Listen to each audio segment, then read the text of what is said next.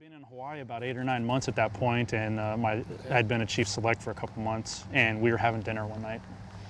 And Kristen's like, Jeremiah, are you gonna come home? And I'm like, what do you mean? I'm home eating dinner right now. She's like, Caleb asked you something a minute ago and you haven't responded to him. Whoa.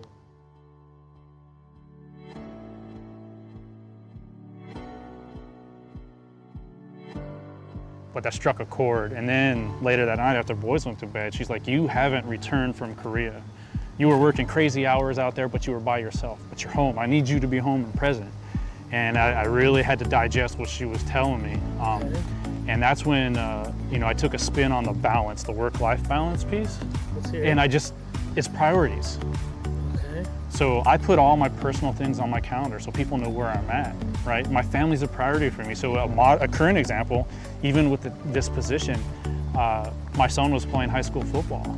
So if I'm in town, I leave work at 15:30 every Friday so I can get to the high school by 1600 and watch him play football. You're an NCO and you are a leader and also a mentor for your airmen, right? How do you balance that with Jeremiah Ross, the best worker ever? It takes practice. Okay. It's not gonna happen overnight. It's really not. I still make mistakes.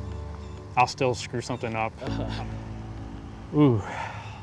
The worst part is thinking that I can't be effective, right? That I'm missing the mark somewhere. And that's an internal struggle I have, is knowing that there's only one of me, right? And I wanna engage with every airman every time that we're out and about, right? So that's why I try to be deliberate when I have those conversations, quick and to the point, but it's just the beginning of conversation. It's growing a relationship so that those senior NCOs can come back and have a conversation with me. That's how I view service in the Air Force. You know, we serve a higher calling. We right? do, That's why we raise our right hands. Yeah. But ultimately, and this is where, and I may get ahead of one of your questions, but it's where I started drinking the Kool-Aid when I was a young technical sergeant. Really? Because prior to that, it was all about Jeremiah. Absolutely. Right? Okay. I'm the best 1 in 4 in the Air Force, and I'm going to show you, but I'm also going to tell you, right? Okay, a little bit of cockiness, right? I wasn't humble back then. Sure.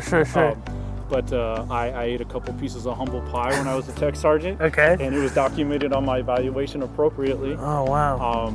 But I thought I was the bee's knees, and I let my mouth get the best of me one day. Really? So what happened? Can we talk about it? Absolutely. Okay, all right. I was doing the job for like 5 months, and then one day our senior reporter comes up and they're like, you don't know what you're doing. And I'm like, what? I know what I'm doing. But they didn't really think so, right? Right. So she called me out on it. And I didn't take too kind of it, so I replied in a manner I probably shouldn't have. I didn't think this thing through. So here's what I learned from that, right? I owned up to what I did immediately. Okay, and it's hard for people to do that. Yeah. For me, that humble pie was like a double dose, right? Okay, wow, okay. So I owned up to it, and frankly, that is the only reason why the Director Senior Enlisted Advisor kept me in the program. Okay. So I thought about it over the weekend, had a beer or two, vented to my wife and my network, and ultimately I came back, he's like, that's not me, that's not defining me. It became a career defining moment for me, but that behavior doesn't define who Jeremiah Ross is. No, right? not at all. So I went back to my chief and I said, what do I have to do to get back on track? So they put me on probation with the program and said, your time doesn't count. You got to start over for that tour. But here's some other things you got to do. And they laid out a roadmap for me. Okay. And they pushed me a little bit.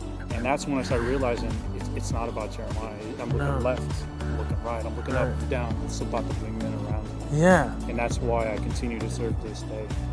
Thanks for spending some time in this lovely weather with me outside. I absolutely appreciate what you do every day, taking care of your teammates and setting the example. And I want to share that with this wing.